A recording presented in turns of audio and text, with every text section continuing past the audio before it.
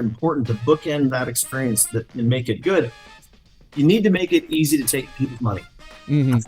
That's about as blunt as I can get it.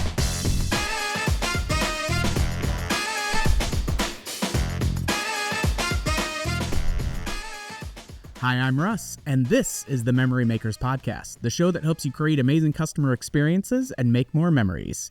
I've been trying to think of a good jingle, Mike, and I think I was bouncing some Britney Spears options in my head, so it would be something like, oh, it's Memory Makers, and it's a podcast, or something like that. And I got a laugh from Mike in the back, so I know that that's a keeper. So past the jingle now, let's get into the actual reason that you're all here. And this episode, I'm so excited to be joined by Mr. Craig Buster, formerly of Coconut Bowl Wild Island, now at Pinz, LA.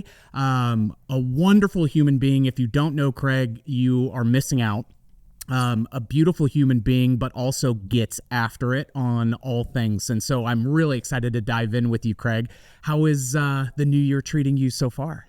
So far, so good, man. Can't complain. Family's good. Business is good. Things are good. Happy. I love that. So I was joking to myself in my notes. I was putting down that you were general manager at Coconut Bowl Wild Island for 32 years, but technically it's 31 years and 11 months, according to your LinkedIn. So, you know, almost. Yeah, I should have stayed the extra month. Well, and now being, chief operating officer at Pinz, LA, those are obviously like two different beasts when it comes to all of this. But obviously being in the industry for 33 years and change, you've seen things come and go. You've seen, hey, these are the fundamentals that maybe get some new spin or a new, acronym tied to them. But, these are some of the constants or the laws of physics when it comes to our world. And as Mike and I were going through and planning some different episode topics, like one of the big things we realized we hadn't really focused on as much was how are we intentionally crafting repeat business back to our stores, because that is so much more than just, marketing ads and Facebook, geo-targeted social media ads or whatever. It's so much an extension of, are we providing a really great experience, and do we have a culture that's engaging with our guests to make them feel seen and heard? And so knowing that you've been very adamant about those aspects in your tenure, thought that this would be a really cool opportunity to start diving down the rabbit hole. And so first off, what I'd like to, start with is is there anything that you've seen where it's a little bit easy of, hey, this can be a kind of a common misconception. Like we may think that this is what we need to try to do in order to drive repeat play that maybe isn't quite connecting, and hey, it's really more about this. Yeah, first of all, thanks for having me on. I appreciate it. I really do. To me, it's like we're in the relationship business, and you're here from guests walking in the door to the time they leave. You're trying to create the best environment you can. And some of those basics for me have always been cleanliness, customer service, and safety. And safety, I think, is one of the areas that our industry, unfortunately, kind of tosses to the side a little bit. And I think it just creates a different mentality with your staff and your culture. The other thing I hear often is that I'll ask operators all the time, like, how's your culture, when they start talking about some issues? And they're always like, oh, no, it's good, it's good, it's good. And I typically question that, because when somebody says their culture, we're good, we're good, we're good, but they don't want to talk about it and they don't want to share some of the things they're doing, typically their culture might not be what they think it is. So I think it's good to, when it comes to culture, for me, from my previous life at Coconut Bowl to currently at Pinz, it would be that it starts at the interview process. How are you interviewing people? Okay, you go through that process, then you go through the onboarding, then you go through the training, and then you go through constant assessments of no matter what level of staff you are, or manager even, there needs to be some assessments along the way to keep everybody going and make sure that they understand that guest journey is so, so important. And we run businesses that they can be confusing to people. Two examples I'll give is bowling. Bowling is, people walk in and they're guaranteed to do one thing. They're going to pay, they're going to get their shoes, and they're going to go find their ball. Then when they get to the keypads, they're like, we have no clue what we're doing. And that's not uncommon. So Yeah. we have to be on that. And to me, having somebody observing the guest that's messing around with it and then does this and looks around, go help them. Right. Jump on those opportunities. And it's no different than laser. And laser tag is the same way. So laser tag, they give you this crazy briefing and all these rules. And then you get in there and you're like, my phaser doesn't work, or whatever it is, my blaster, whatever you're calling it. And sometimes the marshal or whoever's running the arena can also help people out, like, hey, this is why, that's why. Just give them a quick little, oh, okay, cool. And people are going to remember that. Plus, they're going to have a heck of a lot more fun than walking around an arena for 10 to 15 minutes going, yeah, that was not fun for me. Yeah. So I think those are two kind of a couple basic things that I look to. So I'm gonna come back to one thing that you said earlier about it's about relationships, because I think that that's really great, because you have to understand who your customers are. But side note, I love this is what a confused guest looks like. Like, this is how their body is going to be. This is look for this furrowed brow and upward rotating of the head. Like, they're waiting for the lightning strike to show them how to magically work the touchscreen at the bowling lanes. But like, helping them spot what that is a great little, keeping the edge sharp moment with developing the staff. But to your earlier point on it's about relationships, I think one of the things too then is we have to get to know the people that are coming through and really have to try to get solid feedback from them, but develop a relationship with them enough to where they feel comfortable doing it, so that way you can get some kind candor, and it's not necessarily somebody who's like on a Groupon tirade and just looking, they're going Grand Theft Auto on all of their savings that they're trying to get. But how do you guys go about identifying, like, this is our sweet spot of customers, or like, these are the different personas or types or age ranges or groups, like, this is our bread and butter, like, who we go after, and how do we get more from them as your kind of primary focus? But it may be also, hey, if we're trying to grow same store sales, like, it can't just be fishing from the same pool either. So how do we also then find other people either like this or that are complementary to this group to expand it?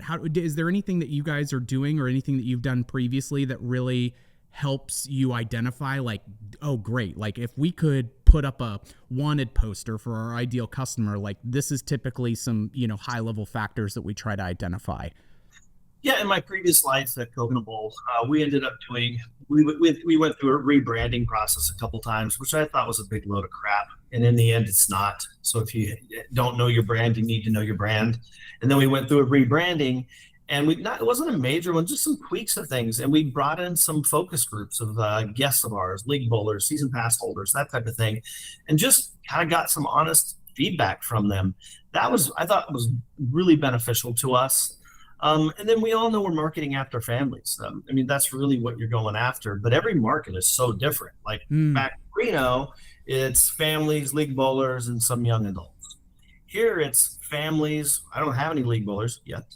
And then you're also looking at, like, you have these celebrities that come in, and we have all these rap parties, WARAP, not RAP, like movie rap parties, just where we are in Studio City. When I first came in, fun fact, little side note, when they kept saying rap parties, I was like, oh, like a rapper? Okay, interesting. And then these movie people come in, and I was like, and I look at the BO, and it says rap, WRAP. I'm like a movie rap. Okay. I'm just getting flashbacks to like Kirk Cousins in Minnesota, where he's got all those chains after watching quarterbacks or whatever. And I just see you at a rap party. Like, I wouldn't be mad about it. Yeah, I wouldn't either, actually. But anyway, I digress. But you got to know your market, and here is different. So we go after our families. We go after the young adults because they're going to come in nights and enjoy your food and beverage more. And then we also go after these events with celebrities and these rap parties and these other special, like, fundraising events with, rock stars and things like that we've done. So I think you just have to find your market. And I think that another piece that FECs miss is the marketing element. I don't think they invest enough time and energy into it. And it doesn't mean just that you at 3 a.m. is dumping some things onto Facebook or Instagram. It's have an outside person that's going to be honest with you and give you some perspective. I think that the bang for the buck, I'm a firm believer in, digital marketing and all the different elements that come with that, and having an outside person, because if you do it internally, I just think that they have the horse blinders on, and they're not seeing the business from the outside. Yeah. No, that's a great point. Well, and so many folks that we talk to, right? And whether it's at trade shows or just any of the gathering opportunities, you're like, okay, who do you have helping you drive your sales? Is it an in-house person? What's that look like? And who do you have doing the marketing? Because like if you're like me, your red flag starts to immediately go up of like, oh, well, I do all of that. And it's like, oh, wait, Yeah. one, there are some of you out there that should be the person that is handling that because you've got a very tailored skill set and personality and disposition. However, as you progress through your own journey with it, there are elements that you need to be working on the business instead of in the business with as well. And you can find somebody that is amazing and get so much more horsepower, to the rear wheels when it comes to some of that stuff too. And so two of the most undervalued or easy to assume, like, well, we can just do that. And here's, we'll kind of muscle our way through it. And it's kind of like, well, you can easily get into this mode of, jack of all trades, master of none situation, even from a pure bandwidth standpoint. So I think that's a really important aspect. And I think, even when it comes to understanding who are these groups that are consistently coming in and training staff to like consistently engage and are you creating opportunities when you're following up with them or when you're screening folks that are making reservations? Like, have you been here before? And are we keeping a database of those cats so that way we can see where and how some of that stuff is and even track like, hey, in the past when they've come, like they are not a, pepperoni pizza kind of family or whatever. They really like this stuff because then it just allows your concierge or your person that's handling those reservations or bookings of, hey, any new food allergies? I know you guys are not always down for the pepperoni pizza. We still have the chicken wings. We know you guys love those. Like being able to keep some information around that stuff can seem a little overcomplicated, but holy cow, it's no different than back in the day when we'd have Rolodexes of index cards and when we're calling, it's like, here are their kids' names and here's this. Like technology has made this a lot easier and certainly worth a little bit of upfront legwork to get a system like that in place. Because it just, again, is, we did an episode, recap on Zombie Loyalists by Peter Shankman, and was talking just about like, if you don't have the ability to keep track of some of this stuff, like then you're just kind of going in blind from it each time. And so looking at some ways of, okay, can we build some profiles? Can we track when they're coming in? And then, then you can even put in automations of some teasers and some hit stuff of, hey, it's been a while since you've been here. Here are some new things that we've added or anything like that. Like it just helps you tailor what the messaging or the direction is that you're trying to get with them, because that's so much more of what I'm seeing is this. So many more of our guests these days want everything to feel like it is bespoke to them as they're coming through. And that's it's not an unreasonable ask if we're set up to kind of just track and keep some basic data around them. Yeah, and it's tough for the mom and pops when you're starting up. I mean, I remember when I first started, there was no way in heck we had the bandwidth to do all these types of things. But now technology makes it easy for you. And I see guys that are bringing in these pretty strong, 60,000 square foot ish, whatever FACs that are new to the industry, and you're using Placer AI, they're using, geofencing, and I'm like, holy cow. And they will be successful. They will crush it. And so there's just technology out there that you got. I mean, like Placer AI is something we're starting to dive into a lot, especially in LA. It's a competitive market. It's tough down here, but I need to know what people are doing before they come, after they come, and what they're doing with my competitors as well. But another piece I would add to that is CRM. And I know that everybody talks about CRMs and database management and things like that. And it's tough, man. We've struggled with that for years. We don't have HubSpot or Salesforce. We're not that, typically facilities like ours can't afford something like that. It's just not reasonable.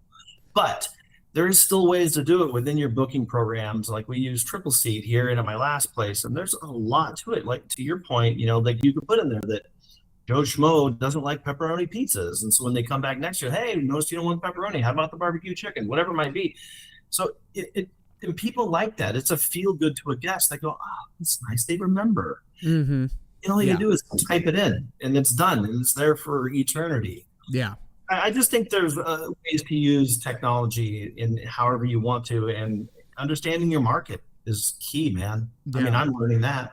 Yeah. Well, and we're recording an episode here shortly with Laura Zorn, and and she's talking about, hey, what are different AI applications that you're using that are starting to free up some of this bandwidth? So I mean, I feel like we're getting to a point in the industry where but one kind of the established players who have been doing party booking or any of that, like they're starting to infuse it into their own product platform, but there's also freestanding stuff that is going to just really start blowing the doors off as far as, oh my gosh, could you imagine 15 years ago if we had a third of this, kind of stuff? It's just bananas. So definitely some fun stuff to keep your finger on the pulse with. Yeah. So you had mentioned a little bit earlier that, hey, this is what the guest journey looks like. And knowing that, I typically have broken it down of what are those first 5 minutes of the guest experience? What are those last 5 minutes of the guest experience? Because we know that those are typically going to be two of the most significant emotional highs as they come in, and really get the dopamine hit and the emotional connection and all of that stuff that goes with it. Do you guys look at it from that perspective? And then also, what do you try to evaluate when you're looking at, what do we really want this to be? And when we're training someone, I mean, are you physically like, okay, we're going to start in the parking lot. We're going to come in so that way we see like, what is there trash? And is there, is stuff clean? Can we actually see signs? Is everything in good condition? And then like going through every single step to make sure that they have a really good understanding of that Yes. and yeah. I was hoping you'd quiet down a second so I could say something, because you took away everything I wanted to say. No, I'm just kidding. You're exactly right. I mean, at this facility, my last facility, that's where training starts. So we hire somebody on, we train them, and they walk them outside in the parking lot and go, this is where it begins. And people Nice. looking, these kids are like, what are they doing?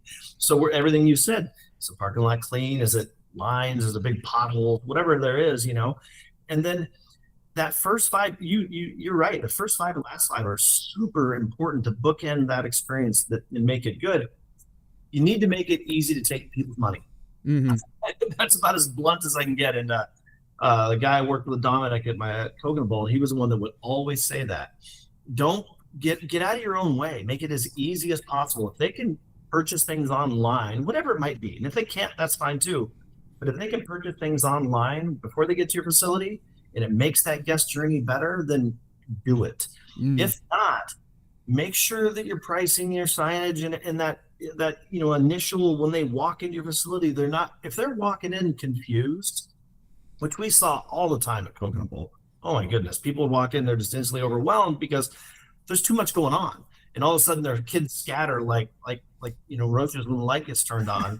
So they're trying to navigate it and corral them and then get to the desk, and then it's a very long transaction. Right. Shortening those transactions at the desk is really, really important for people. So your desk, to me, the desk people are some of the most important people in the facility, because they need to be, hi, how you doing? What are you here to do today? Whatever it might be, bang, bang, bang, offer them some options and say I think this will be the best one for them. And be honest with them. Don't try to upsell them or rip them off. Just say, oh, you guys want to do hourly bowling, or you want to do per game, because I can see you got a little one that's, whatever it might be. So I think that easy to take people's money in the first five, and the last five is also very important. And I'll use two analogies that go with bowling and an arcade. Bowling is the one where they buy an hour and they've got a frame or two left. If your staff can be proactive enough looking at the screen that they're probably staring at for far too long anyway, and they can just add 5 or 10 minutes to that guest without even going over there or telling them, that just pays dividends. Or go down and be like, hey, once you guys are about done, I can add a few minutes, or would you want to buy another hour? Offering that up, kind of that concierge type service, I think is really, really important. And then the other piece I would say at the last 5 minutes of a guest experience is, and this is something that I've always planted my flag in, and it doesn't work at every facility, but I'm a firm believer in, I've ran arcades that had redemption stores and redemption counters. And I felt that the redemption counter if you just ever stood back and watched the mom and dad, the ones with the money, not the kids, and watch them, they just get defeated as the kid can't pick the red frog. Then he trades it in for the green frog to go to the blue frog. Then I want to get a rabbit's foot, but I need the multicolored rabbit's foot. It never ends. And the parents are just doing this. If you go to a store, they go shopping, they grab all their ish, and then they take it up to the counter and they check out just like at a grocery store. And if you ever go to some facilities and watch that, the parents or the grandparents or whoever it is, that experience is way different. And so when they leave at a redemption store, they leave happy. They're good. We just dropped a ton of money and we feel good about it. Everybody had a great time. That was easy. It was stress free and we're good to go. But you gotta keep an eye out for those little hiccups along the guest journey. And you can't predict them all, but if you have a good MOD, good staff, keeping an eye on things, you can really learn a lot. And then you share them with each other at the Monday meetings and say, hey, does this happen to you guys? I mean, has this happened a lot? Oh, no, it's kind of a one-off. All right, well, thanks for sharing, and you move on. But sometimes you'll start to find some repetition in some areas, and an area that you thought you were excellent in, which has happened to me multiple times, maybe you're not so excellent in it, and you can address it and get better. Yeah. Well, and that's a great point as well of how do we get this out of the silo, right? Like, hey, we know that the first and 5 minutes, like that is the most consistent, less variables or variances are going to start to take place. But it's the middle section there that it's like, well, that's where some of the curveball kind of stuff goes. And so, hey, this is something that came up. Here's how we did it. And that kind of hits on two different things. One, how do you get it out of a silo? And two, in real time when those things are actually happening, how have you seen the best results from truly empowering staff to either fix problems and set limits and things so that way, like, oh, I have to go get a manager, and it's like, well, dag nabbit, now this is a thing, and I didn't realize I was making a thing, or this shouldn't even be a thing to begin with. Like, how do we de-escalate that and truly, give some empowerment to the employees to handle those things on the fly within some safeguards? And then also once that has happened, those are some of the easiest ways I feel like to win a champion client. Like if there's something that goes wrong and you can not only overcome that and give it a little bit of perceived value on top of it to completely mitigate what that potential, stumbling point was, like that's how you build some of your best champions of like, hey, not everything was perfect, but I'll tell you what, when something did pop up, they were on it. And that is important to me. Like, so to me, it's exactly what you said. It's empowering your staff, and you got to give them a big rope and just let it go. And sometimes they're going to mess it up, and sometimes they won't, but empower them to make some of those decisions, whether it's, hey, we're going to add on a half hour, or I'm just going to go get you another soda. A prime example is when I left Coke and a Bowl, it was more of the house of yes. Mm-hmm. We yes to almost everything. I came here in a holy house of no. That changed within like 2 days. I'm like, this is not going to work, y'all. Like, you're in your own way. Yeah. They just would say no to everything. So what I've always done is like empower the staff. So like Russ is my porter, and I'm like, hey, Russ, just take care of things. And he goes down and he sees guests are frustrated. He just gives them a half an hour on his own. Doesn't even get a manager. You're right. When they get a manager, now it's a thing. And then usually mom or dad, one of them is going to get upset about that.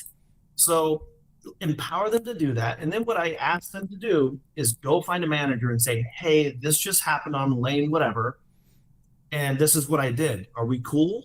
I mean, what's the worst case scenario? They gave away a little bit of as long as I'm not giving away like hard products like beers and burgers and pizzas, that might be a little bit different. But in a half hour of bowling, like, it doesn't cost you anything really. I mean, I get it. Sure, you could make that both ways, but empower the staff. And then over time, those guardrails start to really come in line. And now that person just feels their confidence when they come to work I used to have people that were from 14 to 84 that worked for me, and you would have that confidence level grows. And now they become an ambassador for you. Like, Craig's the best. He lets us I can make decisions. And they're not even a supervisor. They're a minimum wage person, and they're feeling good about where they work.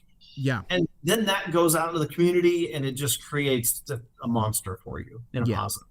Well, and so much of it, when when I talk to folks about that, one of the big things is just it's human nature of, well, holy crap, like somebody who hasn't been there long, like they could give away the farm and yada yada. It's like at the end, like I think it's a pretty low opportunity that somebody's going to give away the PS5 that you have up there to make somebody happy because like they got charged for 2 pairs of shoes on the bowling lanes. Like, so take whatever head trash, worst case, like floods, fires, and earthquakes examples and realize that that's probably a little bit more of an emotional response. And let's let the logic and the teeter totter kind of help us, back to reason a little bit with that. But holy cow, does it not free up that much more bandwidth all the way upstream so that way we can continue to work on the things that matter? And to your point, a frontlines person feels like they don't always have somebody breathing down their necks because they can actually contribute to the good of the company and help the guest. And a lot of people that come to apply to our stores, like whether they start out that way or eventually get that way through good culture, like, man, the Pavlovian response that comes from like getting those pops and those smiles from the guests in your center, if you can start getting them hooked on that, that it's amazing what starts to happen, because then they're going to look for ways to either anticipate problems out of the way or, all of it. Like, it's just, it's when you really start getting some nos in the gas tank, Fast and Furious style. A couple of questions for you when you're looking at things like programming and events and reasons to return. So obviously you guys being Pinz LA, you've got some really cool, like with the wrap parties and those kinds of elements, like private events, big part of your guys' business model. From a programming, you had mentioned like we don't have leagues yet.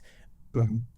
Having something to where it's, even if it's like a seasonal pass or it's a 6-week rec league, it's not like a formal league, like, hey, my guys, like we want to be able to watch Monday Night Football and bowl and eat and drink while we do it, but we want to like add bowling to our experience or whatever that is.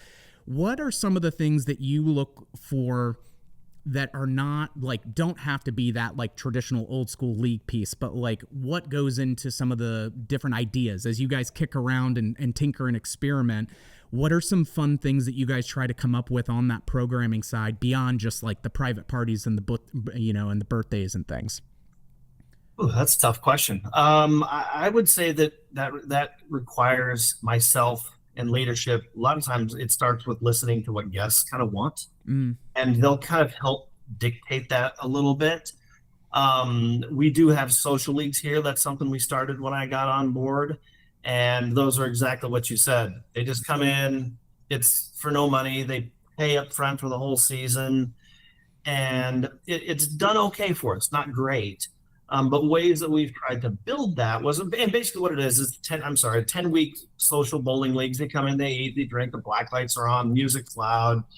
It's kind of chaos, but some of the teams are totally getting into it. They got their own t-shirts, like nice. Living on a Prayer is one of the teams, and they've got these Bon Jovi shirts, which is it's super funny. And then there's just other things they do. And then what we've done to kind of grow that is say, hey, you guys are the champions. If you find another team, I'll just comp your next 10 weeks. If you can get another team to come in here. And so you just kind of create, they're having a good time. They want to come back anyway. And they're like, well, wait a minute. So we can save $500 or, whatever it might be if I just find another 4 dudes that want to do this. Yeah. And so that you kind of just, again, relationship business, having that relationship with people and talking to them, understanding, knowing a couple elements of their personal life a little bit as well. And then, when it comes to other things, we've done so many different things throughout my time, and it's hard. It's really tough to get, I think social or networking events, chamber events are good to go to, and getting your sales team out there. I think are good ways to find those avenues. One of the things we're talking with our team right now is that, everybody talks about the economy and the economy is trash, but it's not so bad and blah, blah, blah. Well, there's certain industries that are doing just fine.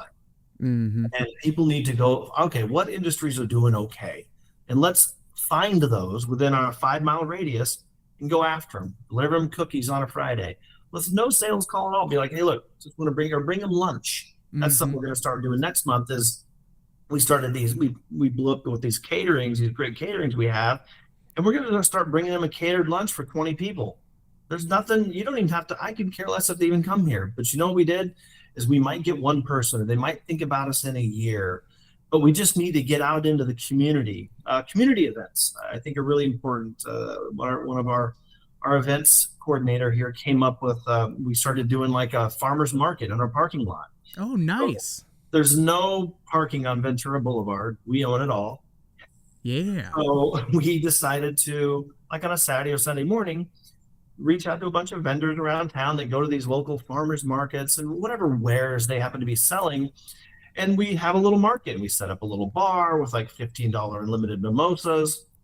And then, maybe some burritos or whatever it might be. And we also get them to come into Pinz and remind them that we're here. And we have our own booth that we can, hey, here's all the stuff we have. We have giveaways, like spin the wheel and get a free pair of Pinz sunglasses or a t-shirt or whatever merch we're pushing. So there's a lot of different things you can do like that, I think, that can get just bodies in the door. Community events, schools can be challenging to get into, but if you get into any type of school and it starts to take off, do a little bit of a fundraiser. It's something else we're doing right now. And I've never been a fan of those, to be honest with you, but I think it works here. And with that approach, like if you're getting some of those types of events, again, creating a really good emotional connection or a vibe or an experience while they're doing that, then when they're outside of that bubble of their day-to-day life and in their own kind of personal thing, like it creates an opportunity for you to be more relevant or on their radar for some of that. So you had mentioned, hey, if you get another group to come in, like we'll push yours off, or you'll save that $500 or whatever that is, and or hey, we're gonna go and do catering. Obviously, sorry, I put out a bunch of things. Sorry. No, you're good. You're good, because both of these kind of tie into a piece of, hey, there's a cost associated with that, but we need to look at, are we looking at that as a marketing expense, as an overall kind of planned budget? And then also what are we seeing with the returns of some of those? And so I guess my two questions would be, hey, yes, obviously, I would be shocked if you told me that you don't set a budget for your marketing, because that would just I'm like, you're not Craig, like you're an AI imposter, and we can just wrap this up right now. But so if you look at this and say, okay, for this initiative, let's see, what would it take for us to do this for 10 different people, and kind of set an internal quota of like how many times you're going to try something like that. But is there also then a way that you look at, oh shoot, how do we actually measure some of the return on it? And sometimes it's really hard, and you just have to say, you know what, this is just good emotional investment back into our community. And we know just from long term, like there's over a longer sample size, when we do this, we see this creep up, and when we don't, we see it hold steady and stay flat. So we know that it works, but you may not be able to tie that back to an individual return on investment every single time. And so do you have some thresholds that you try to use of like, hey, if there's a way that we can see a 20% return on this, in a 6-month period of time, great. But then over the course of 18 months, we also know that those things stack and can compound. Like, are there any metrics that you guys try to use? I think every one of those is different metric wise. When you talk about our social leagues, to me, it was get another 4 people to come in and create another team, and we're trying to get that team or that league to grow. Right. If we can get it to grow by 1 team every 4 weeks, cool. That's going to equal typically X amount of food and beverage dollars. Awesome. Right. We carried, boom. All right, good. So our goal would be 1, and that would be fine. And sometimes people think that's low, but it's not. It's something. And then you start to continually grow it. For the market, it was how many booths we had. I think the first time we had 10, and now we've gotten up to 20 booths. And when we had 10 booths, it was a little bit like, oof, was this worth our time? I'm not sure if we should have done this. But it created enough energy and buzz, and the people loved it. So then all of a sudden it got to 20 booths, and I was like, okay, cool. What are we gaining from that? And it was what we found out was I staffed one of probably my smartest employees or leaders at our Pinz booth, and she just talks to people, give away free stuff. People love free things, especially kids. And she started talking to people, and it was mainly what we found out was people were like, I haven't been here in 5 years. I haven't been here in 3 years. Last time I came here, it was too expensive. So we've adjusted pricing. And we heard that multiple times. Or I had a horrible experience because the employees were mean. We changed that too. So we invite them to it. And typically I, again, empower them to say, here's an hour bowling on us with shoes. Come in anytime. We're not. Give it to a friend, whatever. Try and give us a shot again. But once they start talking to your staff, they kind of go, all right, this place has totally changed now. So yeah. I would say the metrics for each one is a little bit different, but I think it's just important to come up with it as a team. Mm-hmm. You come up with it, and and sometimes you're going to be aggressive, which is typically me. And then my team goes, I don't think we're going to get 10 teams, more teams, Craig. There's only 10 now. I'm like, we can do 10 more. Yeah, and I'm usually wrong. But they'll say, let's get 1 or 2 teams, and same with the market. So I just think you have to come up with some realistic things. And then to your other point, yeah, some of the things are just a community piece. If we get sent anything for a fundraiser, especially if it's for a nonprofit or a school, in my 30 plus years, I always send them something every single time. And there's a lot of places, well, we only send so much per month.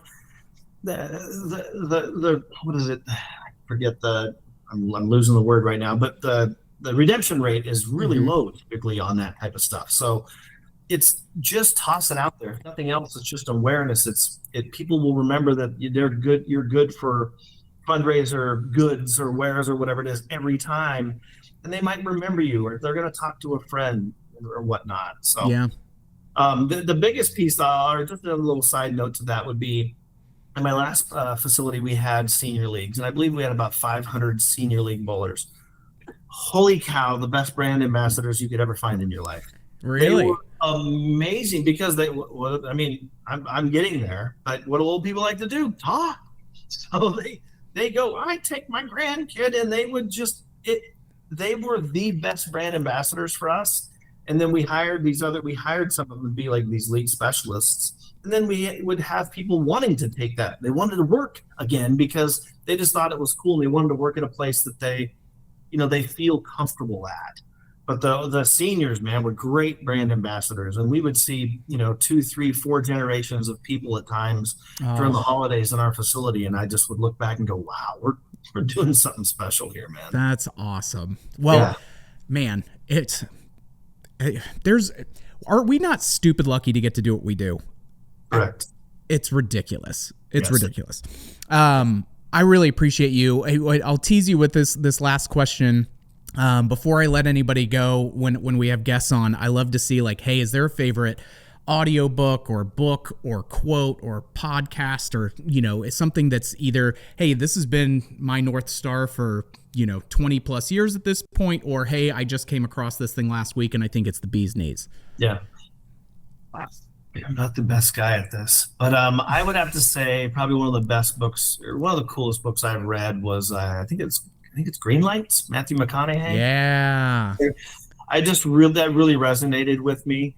And then when it comes to podcasts, I'm kind of a music nerd. So anything that involves the Grateful Dead or Dave Matthews, that's kind of my jam. And lately that's really what I've been into, and listening to those type of podcasts. And I don't know, they just kind of keep me energized to do what I do.